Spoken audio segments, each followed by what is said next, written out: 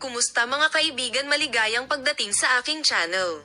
Ang desisyon ni Engin Akurek na iwanan si Turkey ay patuloy na nanginginig ang agenda ng magazine habang ang sikat na manlalaro sa mga huling araw ng pagpupulong ay nagpukaw ng malaking pag-usisa.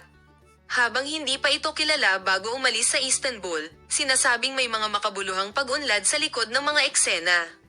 Habang ang Tuba Büyüküstünlük stormy proseso ay naranasan kasama ang honor selak, ang huling paglipat ni Engin ay maaaring magbago sa kurso ng mga kaganapan.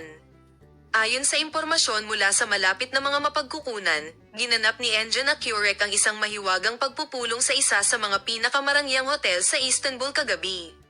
Karaniwang iniiwasan ang pindutin sa harap ng sikat na manlalaro sa pamamagitan ng pagpasok sa likod ng pintuan ng hotel na sinubukan na lumayo sa mga mamamahayag. Gayunpaman, maingat na pinapanood siya, sinusubukan ng mga tagahanga na malutas ang mga detalye ng pulong na tumagal ng mahabang oras sa hotel. Lumikha siya ng isang malaking marka ng tanong na dumating kay Engin at eksakto kung bakit ginanap ang pulong na ito. Sa una, ang isip ng lahat ay ang pulong na ito ay maaaring may ugnay sa Tuba Büyüküstün. Iminungkahi na mayroong mga emosyonal na sandali sa pagitan ng duo sa pulong na ito, na nais ni Engin na magkaroon ng pangwakas na pagpupulong bago umalis sa Turkey.